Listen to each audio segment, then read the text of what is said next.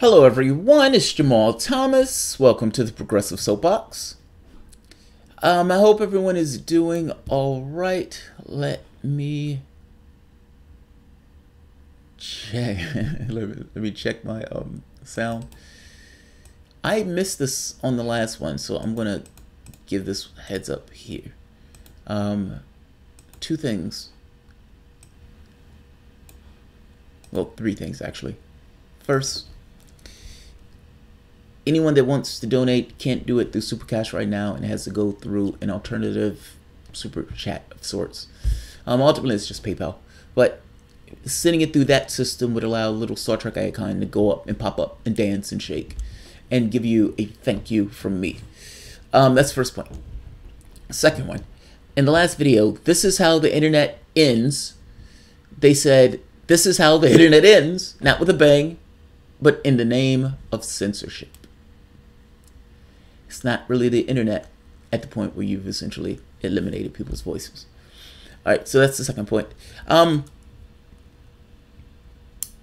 Yeah, I think that's all the points. I think there was another one, but I don't remember what that other one is. So when he comes back to me, I will repeat it, say it, and exclaim loudly. Just for the last one before I start. Oh, I know what it was. Give me your, not here, but under the last video that I did for the user appreciation or video or audience participation or patron appreciation, please put in your topics. The topics for which we will discuss either on Friday and maybe Saturday, but I'm thinking Friday at 5 p.m. is probably an ideal spot to do the user appreciation. Patron appreciation or subscriber appreciation or donor appreciation. I don't know which one it is. It's one of them, but God damn it, I'm appreciative. So to do that, and look, I do appreciate the support, guys. Let's wrap that part up with that. Let me start here, and this video is going to be quick, in part because nobody watches videos on this topic, and I understand why. But let me start here. I used to be a software engineer. And as a software engineer, oftentimes you would need to understand how a company was organized. Like you would need to understand it to some degree better than the person who built the company or came up with the idea, because you are building the company.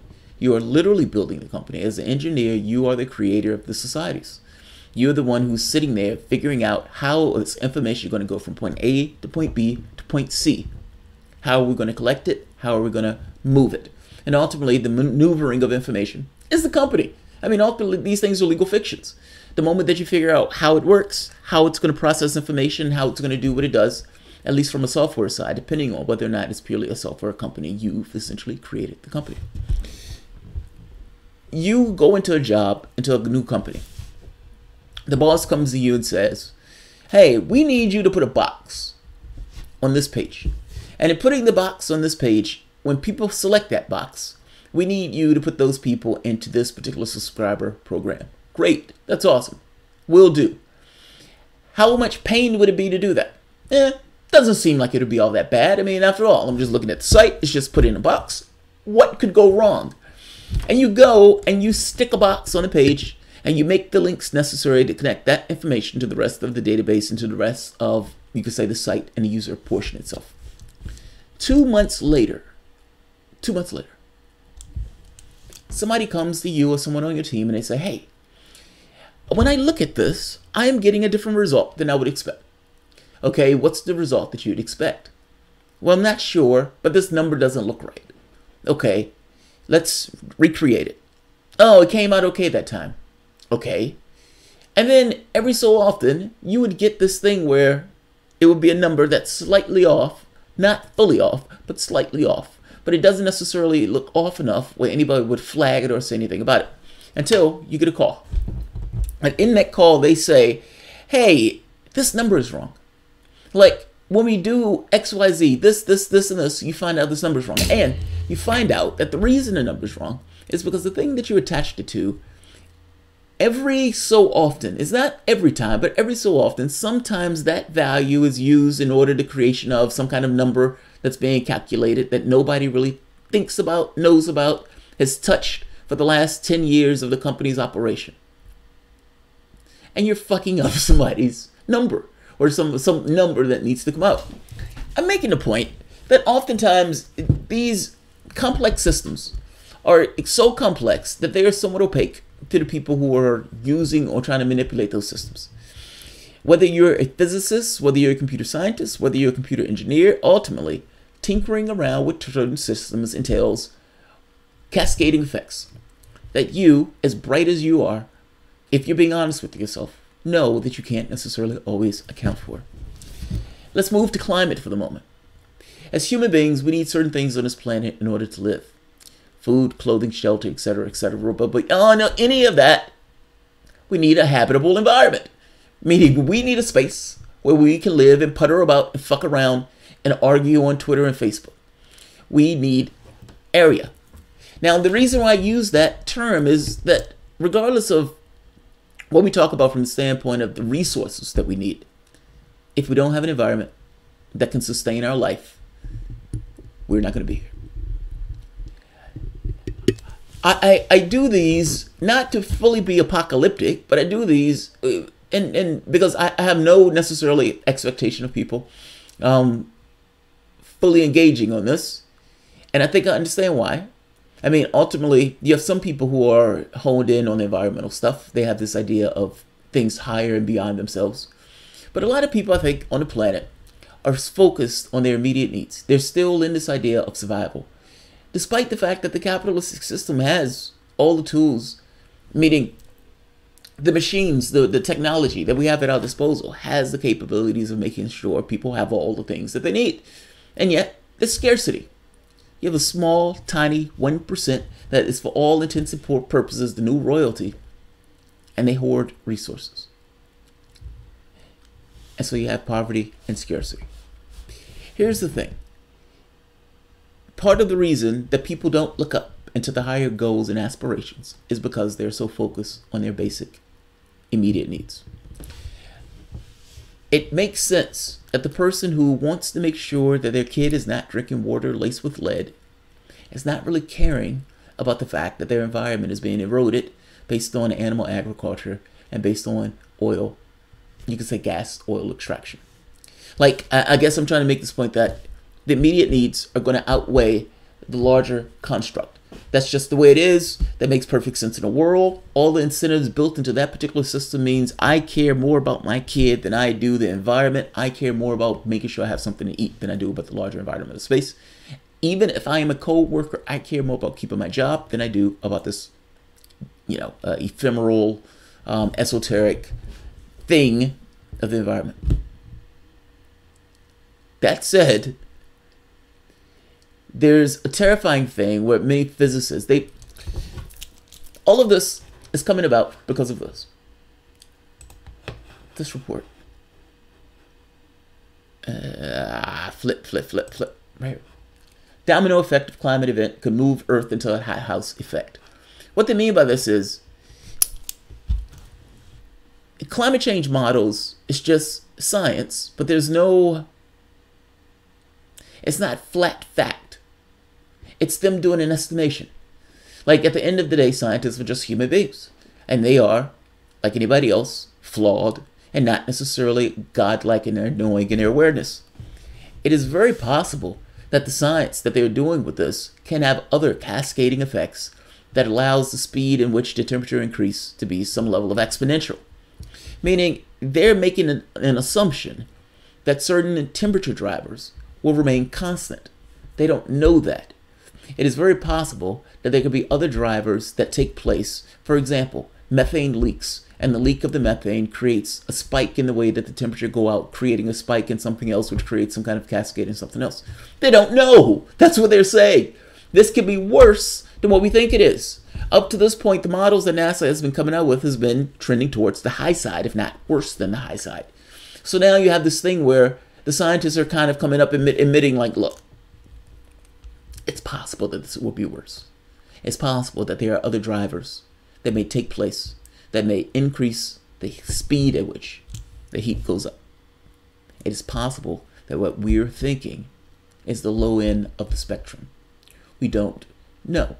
And we need to account for the fact that we don't know, and account for the fact meaning the way we go about our affairs is not necessarily going about on the cheap. Like if that makes sense.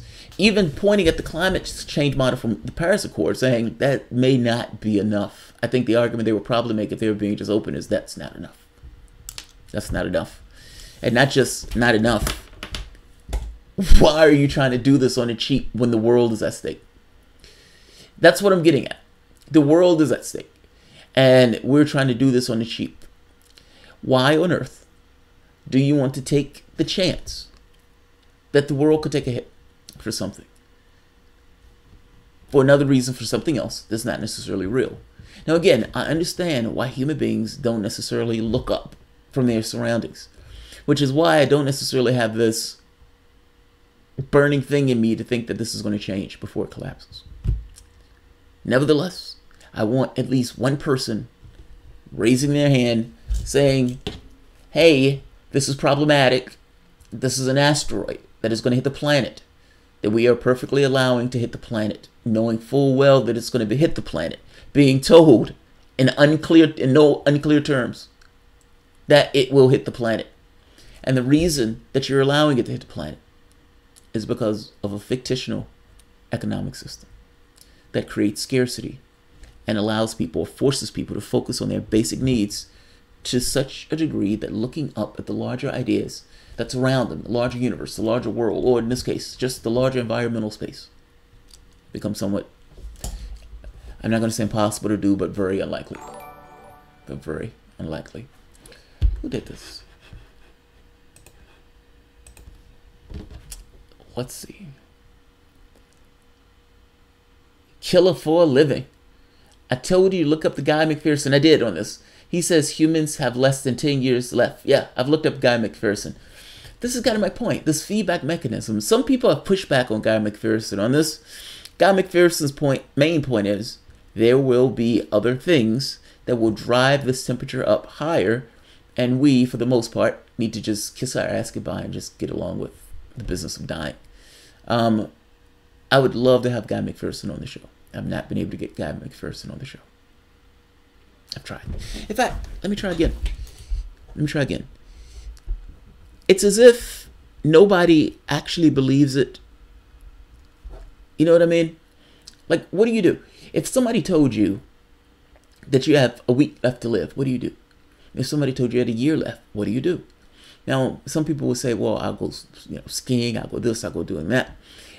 As a collective, even if you don't believe Guy McPherson, you're being told by the scientific establishment, the establishment that we have to explain our reality, explain our world, that your world is falling apart. That's what you're being told in no uncertain terms. They are trying to put it politely, but year after year, one more strand of hair gets set on fire. Yeah, I think this is a big fucking deal. And to some degree, you have a system, an economic system, a thought form, almost a religious belief, that have trapped people into this mindset. Now, the religious belief has certain incentives that are built into it that allow people to get access to things. Those access to things blinding them to the reality that in order for you to have these things in the way that you have these things, your world is falling apart in the process. That doesn't seem to be enough to stop people from offing themselves. All right, this one wasn't going to be long. Lawrence Steiner will be here in 45 minutes sharp, actually 45 minutes exactly. Yeah, I'll leave it at that. All right, guys, if you enjoy the content, please feel free to share, like, subscribe, and of course, you can always support through Patreon. Thanks, guys. And for that thing of liberals believe in climate change, it doesn't matter. I'm not going to say you're a candidate. I'm not going to be belligerent. But one candidate said none of the stuff is real. It's all fake. It's all fake. Now, mind you, the candidate who's saying it's all fake was, if I'm not mistaken, raising the barricades on his golf course in Scotland because of climate change. That's not real. The other one was selling fracking across the planet, which releases methane. Yes, One acknowledges that an asteroid is about to hit the planet but doesn't want to do anything real about it. The other one just says it doesn't exist. I have a hard time seeing the massive difference in those things. All right. I see you guys shortly.